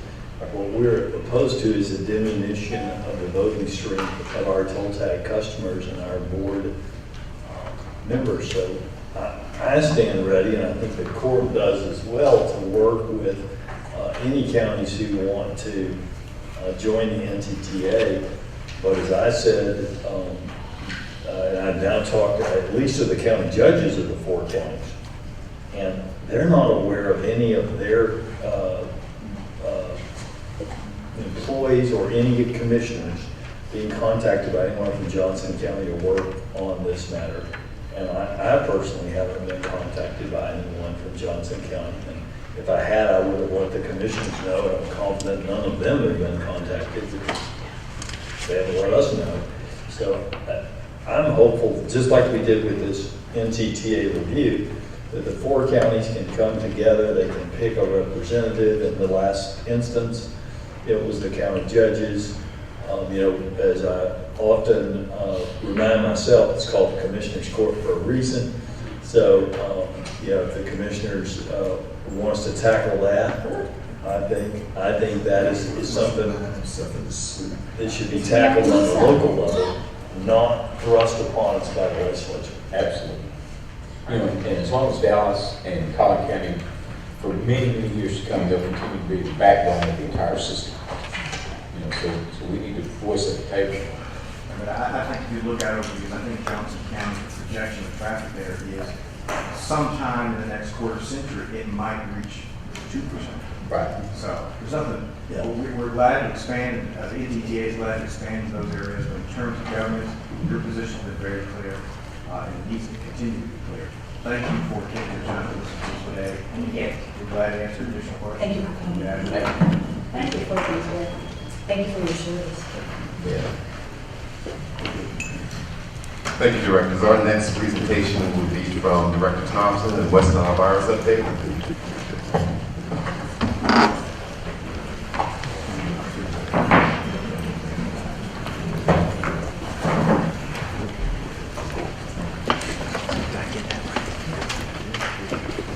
Judge, Commissioners, I want to put you along. Just a quick update I want to give. Thank you, Ryan, for going to the next slide. I want to thank Commissioner Dr. Daniel for attending our review last week of our mosquito lab. Thank you for coming out and taking that tour. Have photos not only here but on our Facebook of a tour of the mosquito lab. I really appreciate the fact of coming out and seeing firsthand the great job the mosquito control staff does, not only on Langford Road, but also what they're doing at the mosquito lab on Stillman. Thank you very much for taking your time, and it was a distinct pleasure getting the chance to meet your staff, seeing their dedication firsthand, seeing without looking at just pictures, the apparatus that are used, and then the whole process. And I know that myself and my staff, we learned a lot, and that was the whole goal of doing that. But I also saw that once again, your staff are there, ready and willing to do what it takes to keep the citizens of Dallas County safe in this particular scourge. Thank you. We'll go to the next one, which talks about historical facts. I want to make sure that we kind of lay out. Let's go to the next slide. Also, you will see that based on our discussion with Aaron Spring, our 4 county health directors, people want to have a discussion with our health commissioner, because there are discussions going on that the health departments, both health departments in the 4 counties are not aware of. That includes Homeland Security as well as the health commissioner. So we appreciate our health commissioner for the state talking to 4 counties. You see a copy of our letter. There's a lot of discussions going on that we feel our letter is very specific about what our request is, and we would hope as we go into this season, it is transparent and nothing gets surprised on by Well, but you know, let's just get right down to it. I mean, everybody's wanting to be timid. Does it appear as though there is a changing or at least attempt to change historically who's driving the coach here? Well, I think one of the things that we've said long ago is that all public health is local, and that we have health authorities. Our top doctor is Dr. Perkins. You go to the other 4 counties, they have health authorities. Right. Our request is those health authorities are the ones who have the local responsibility to make decisions. So if you'll see in our letter, that's what we're asking for in terms of our meeting. So we're very clear on that. So if anyone wants to tell us what to do, then they need to fund what we're doing. It's our position. Right. Okay. So next you'll see our preliminary numbers. But again, I'm talking about transparency. That's where I'm going back to. Everybody talks transparency, but the issue is it needs to be transparent from the state level as well. You'll see our budget amounts of preliminary. Then I'll go to our profile of the West Nile virus. You'll see that based on last year's information, you'll see that over 61% of the individuals did not have insect repellent use. And so you see some great data here. Some of this we already covered. I find it amazing that the misinformation goes out to the public. But one of the things it points out is the majority of the cases occurred in the northern portion of the county. We discussed that before. We talked about 54, 56% were hospitalized. And so we're clearly focused on looking at the profile going forward in 2013. That goes to the next one, Brian. Thanks. That's why tomorrow we'll be donating insect repellent to our senior citizens at our senior centers. All of our senior centers, Dallas County Health and Human Services, will be getting insect repellent. I've also provided those to the court for their staff as well. As we get additional donations, I will repeat, I don't need any help from staff in getting donations. We have enough help, and we've been doing it since 2002, so I don't need anybody kind of duplicate what we're doing. CDC report, I brought up each week our CDC report.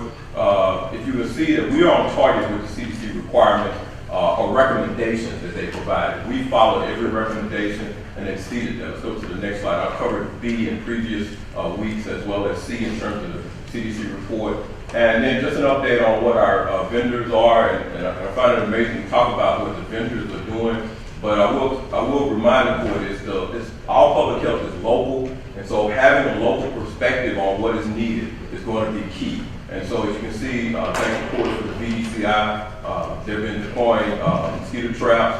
We're still working on the map vision, where we're looking at 13 zones within our cities that we contract with. And again, we're going to begin the insecticide resistance testing. Let's go to the next one. The only positive mosquitoes today that traps have been identified were in the town of and in the city of Richardson. I will caution, if you go to the state website, you won't see them listed because the state has to confirm that by a private vendor. They're working with the state lab, and private vendors are working that out. So we're going to count it as Dallas County local, but the state has their numbers won't be shown on the state lab report. As you can see, all of the samples that we collected, 333 thus far, have been identified, 283 samples. And again, all have been negative to date. All of our samples have been negative. And let's go to the next one, and then that's it. Again, I'll just reiterate that our municipalities are focused. Our staff, I want to again commend them, our mosquito control staff, our Dr. Perkins, our laboratory staff, have been working with our cities, public health advisory committee chaired by Mr. Price.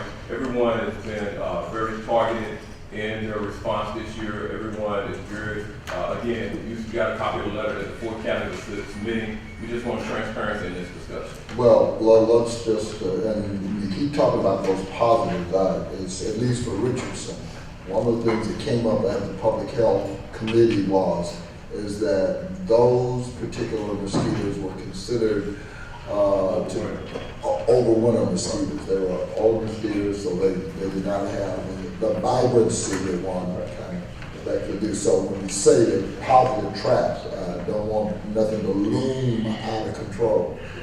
Well, we took precautions on it based on the fact that we were wintering. We took it, again, if I want to kind of differentiate, again, the transparency at the state and what we're doing is very clear. We'll count those mosquito traps. I want to be very clear. The state will work with the private contractor in terms of vetting how that confirmation will take place on the state level. So they will be treated as positive mosquito traps by Dallas County local. But we have already coordinated a meeting with the state lab and the private vendors to work out the specifics of what they're needing to vet any future deposited traps that they may identify. So that part has been dealt with. Zach, let me ask you a science question. These older mosquitoes that may have hibernated through the winter, are they capable of infecting a bird?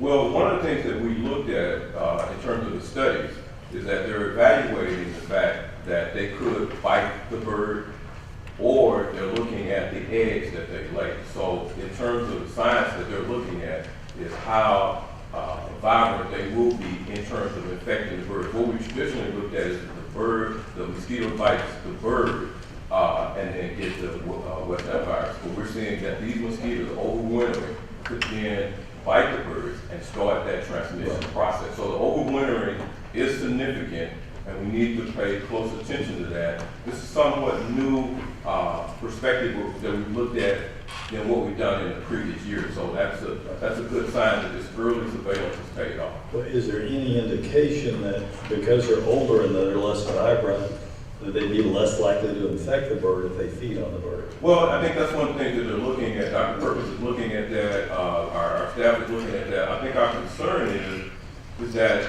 we now feel that this overwintering, again, I'll go back to where the transparency is. That's one of the things that CDC should be doing in terms of any visit that come down, is looking at the ecosystems to determine this. And one of the things that we're looking at in this overwintering is whether or not that may have contributed to the large outbreak we had last year in terms of overwintering. So that's being evaluated as one of the potential causes that we're looking at. And since the positive test in Richardson and Allen Park, have you contacted the CDC or the state and requested their help? Well, one of the things we asked them when they came down, since I never met them when they came down the first time for the aerospraying, that was the question I was going to ask them at that point. So we will cover that with our 4 counties. My question is, since we had positive mosquitoes in the last, whatever it's been, 2 weeks now, have you called or contacted or emailed anyone with the state? What I'm going to do is work within the 4 counties and ask that they take a look at all 4 counties, so that would be beneficial for the CDC. Well, but I appreciate that, but if you're concerned about the transparency or the efforts of the state or the CDC.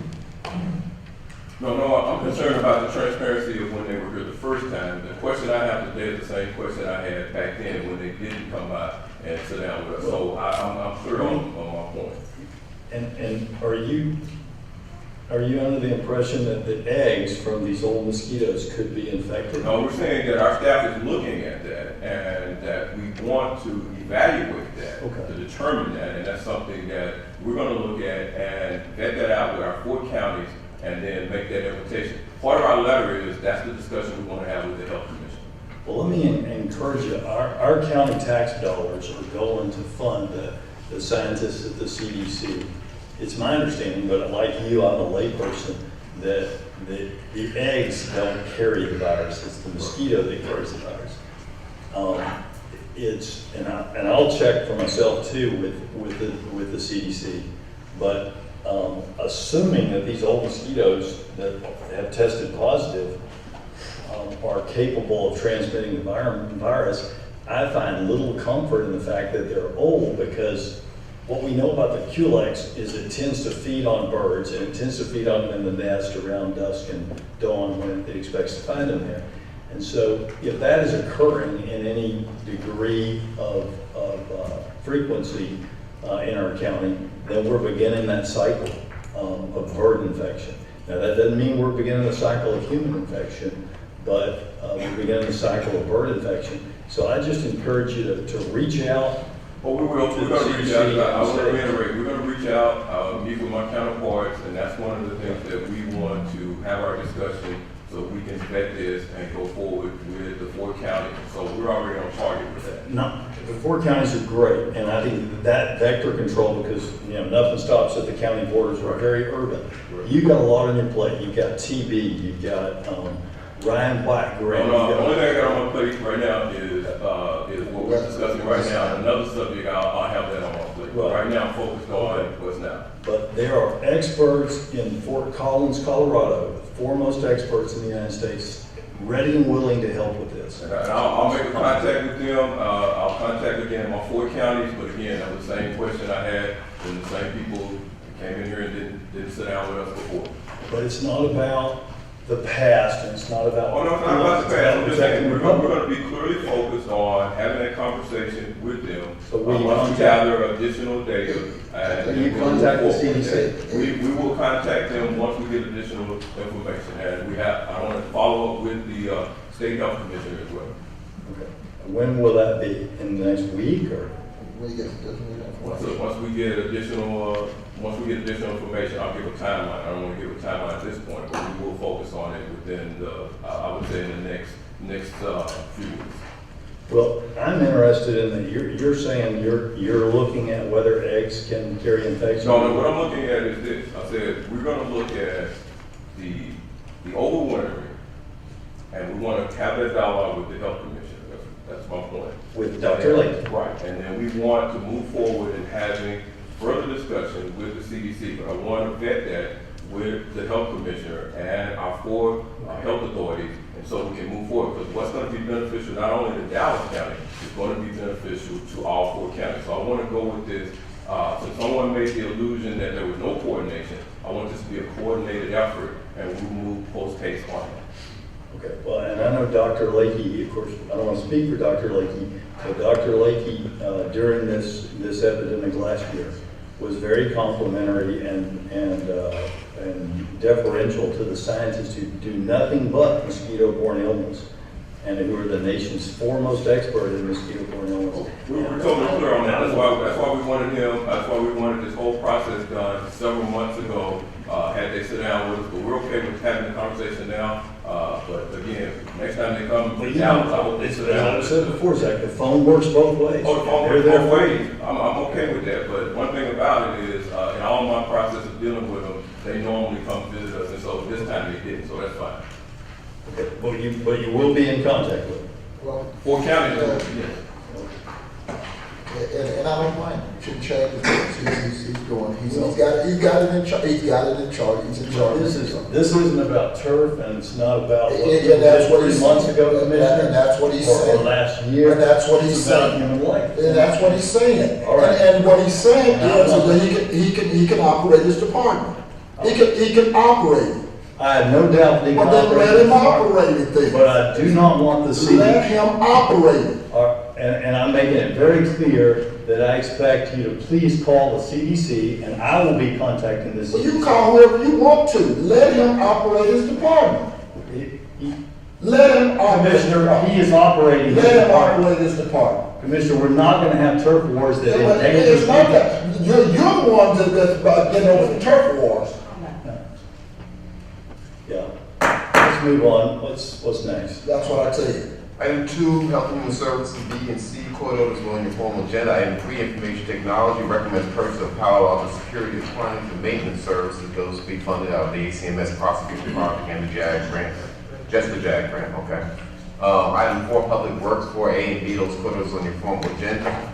4C, recommends approval of the First Amendment to Project Supplemental Agreement with the Town of Addison adding segment F to the agreement for the Brookhaven Trail.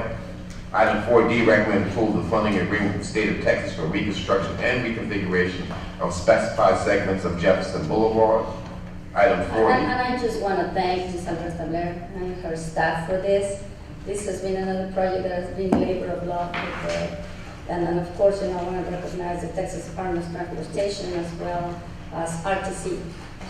This is a fun and going into a municipality project that colleagues has a lot of challenges as well. And I'm just delighted to see this moving forward, and can't wait to go ahead and start. So thank you, Ms. Blair. Thank you to you and your staff. I'll second all of it.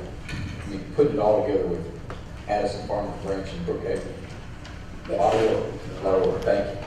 And a lot of different funds. It just always amazes, as I said, of course, to NTTA. Thank you. And E and F are parts of that whole project. Item 5, purchasing, request approval to begin contract negotiation with the most qualified firm, responding to the RFP for preparation of an availability and disparity study for Dallas County.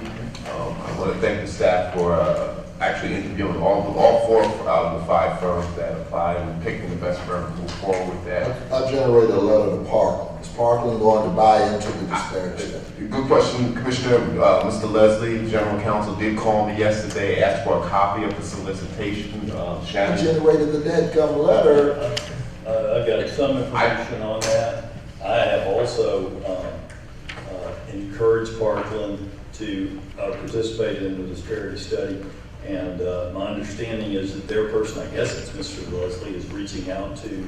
I just got a call from him last evening about 4, and we will send the information to them immediately. I don't know if Shannon already had. I wasn't able to this morning. Yeah, we just got the call. They want to make sure that there's things line up, the synergies line up so they can fully utilize the study. The importance to me is that we, move forward. Why wouldn't they be able to utilize it? I mean, the NTTA was able to coalesce with the University of Texas at Arlington, with Fort Worth, with 3 or 4 people. Why wouldn't Parkland be able to, in the same county? I'm confident that they will, but let's let the lawyers, quickly work that out so we can get. Lawyers don't do nothing quickly. Well, has there been a study with a public hospital in the county? Anywhere else? I'm not sure. Those are the conversations that we need to have with the firm that we're selecting. Also, we need to look at the types of goods and services purchased, type of construction, those kind of things, to see if we can combine them. And if not, do we get economies of scale by having the same company work on both projects? But we do want to engage the company and have them engage Parkland, because I think the timing is perfect, and it may save us some money. I'm not sure. It's going to save us some money, but again, I'm back to NTTA. I think even the airport was involved. Arlington was involved. Right. They had 4 or 5 entities. Right. Now, if they can all become involved, I mean, Why couldn't we? I know, and it's been done in the past where you've had different entities combined into the disparity study. So we are certainly going to look at that and engage that. One of the other items in your briefing was to determine whether or not we should engage outside attorney who has experience with these type of studies to work on our behalf, and it's something that the court will have to decide before we move forward. Just something to throw out. If it is something you would like to see, we can bring you the name of some firms. I'll work with the DA's office to bring you some names of a number of firms who have that kind of specified experience working on disparity studies. Well, go ahead, Commissioner. Does the DA's office feel like they have that type of expertise to be able to give us advice on that area? We haven't had that discussion at this time, and so I'm more than happy to visit with Mr. Martin, and I believe we're going to talk with Mr. Heichel about that. Right, and Ms. Brown. Visit with that. Hopefully we can do that this week, and we can get back very quickly with the response. Well, and whatever you all decide, will be something that I believe we all can consider. But I'm just pleased and delighted that we're finally at this point. Yes. Well, but again, I'm back to what I said about NTTA. None of this is new. I mean, it didn't have the political capital and the cost at the time that they were doing it in 2009 and before. Right. So it's not like any of this is new. And I don't want Parkland to somehow hold up the train in terms of us moving forward. We've been waiting, this procrastination, we've been waiting, and now we got to check and see if. We'll make sure we pull them in quickly, Commissioner. We'll get with Mr. Leslie, and I believe the diversity person who Max has in contact with, and we'll get them in quickly as we begin the negotiation process. See how I think, like we mentioned, it's at a crossroads for Parkland, for that time, it just makes sense. I'm pretty sure they will come to the table. And sadly, I've been here 2 years, and I, just seeing this. So we would love for sometimes things to move faster, but I know that it's been a lot of work for all the staff, and I really appreciate that we're at this point. And to my colleagues, I appreciate your support as well.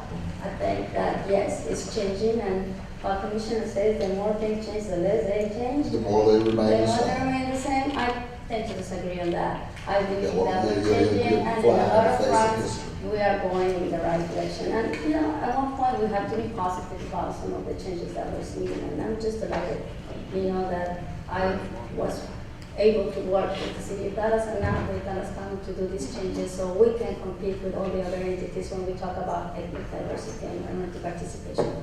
Yeah, weight means never usually, that's what Dr. King said. And Dallas County is not going to slow down at this point. That's So right. thank you for your efforts and let's go forward. And to all of your points, we're not gonna let parking slow us down in this process. So they need to come along quickly, you know. And I think that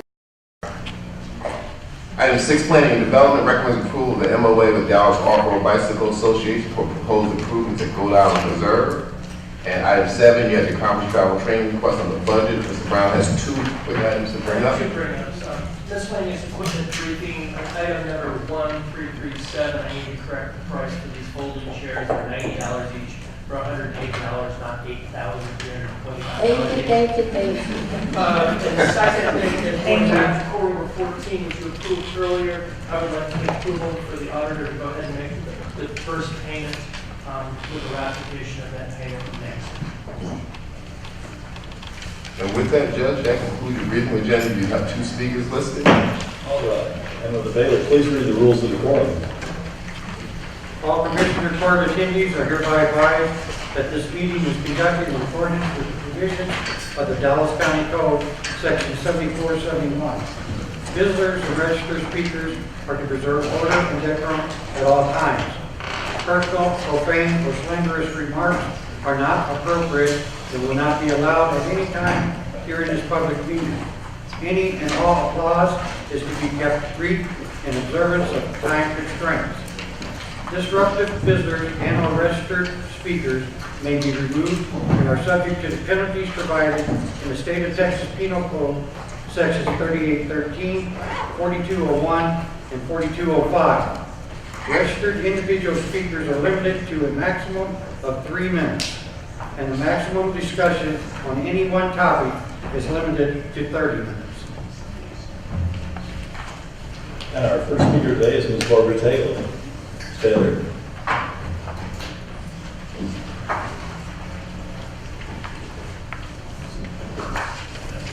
And Ms. Taylor, as you come down, you just state your name and address at the beginning. You'll hear a beep. When you hear the next series of beeps, it means your time's up. You don't stop talking, just finish your sentence at that point. Thank you. Thank you. Judge. My name is Barbara Taylor, and my address is P.O. I'm a Dallas County resident. I'm a small business owner in Dallas County, and my address for the record is P.O. Box 667 in Cedarville, Texas, 75106. Go ahead. Okay, the reason that I'm here today, I'm here as a resident of Dallas County and as a professional. I currently work with children who have disabilities, are physically challenged, emotionally challenged, and high-risk pregnant women. It's a state contract with the Department of State Health Services, and I provide these services as a social worker in Dallas County and adjoining counties. I'm specifically here about Dallas County because of several clients that I've been working with that have not been able to get psychological services or psychiatric services in Dallas County. Today I brought a lady in with me who is a legal guardian and grandparent of a child that Dallas police responded some 5 or 6 times within a 10-day period. And the last time this child was transported, he was transported to the Henry Wade Juvenile Justice Center. And he suffers from psychiatric disorders. This child was deaf. And there was no hospital in Dallas County that would provide any services to him. In addition to the lady that I brought with me today, I had another client that I rode around in my car with for about 7 to 8 hours about 2 weeks ago, trying to get psychiatric services for him. He was engaging in self-injurious behaviors, banging his head against my window of the car. His mother tried to restrain him but could not. We were taken away by one psychiatric hospital. After we waited about an hour and a half, we went across the street to the outpatient services that this child was receiving services through. They basically told us they couldn't help. I was at, my wit's end. I'm usually pretty resourceful, but I couldn't find anyone to help us that day. And I reached out to the Dallas Police Department, their youth division, who got me in touch with the local crisis unit, who eventually got one hospital to accept him. And less than 24 hours later, the parents were called and said, come pick your child up. And to this day, this child still hasn't been admitted into any hospital for any significant period of time to receive any psychiatric services. And that's the reason for me being here today. We have a serious problem in Dallas County, and as a professional trying to find resources for these clients, there's none. And these children eventually they grow up to be adults. And then what system do we have for adults? If you are told as a parent, you have to come in, stand in line, and we take on the first 4 people today. That's sad. We can't talk to you, but Ron Stretcher back there, the gentleman on the back end, and this has come up before, and I'm not talking to you, I'm just talking globally. We're addressing this issue. We understand resource limitation. If that's the gentleman. He can help. He can talk to you. He can talk to you. Yeah. I just came here today because I felt like no one was listening, and if I came before the court, someone would have to listen. And that's why. Thank you for being here. Thank you. And just let me just talk to the record, just saying that the issue that this person was talking about, we addressed it and continue to try to address it. Another challenge. And our next speaker is Ms. Shirley Carr.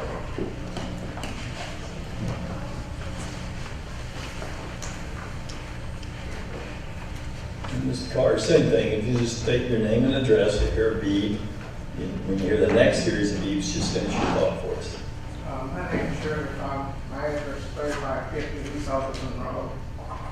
Ms. Carr, you put that microphone down until you just a little bit.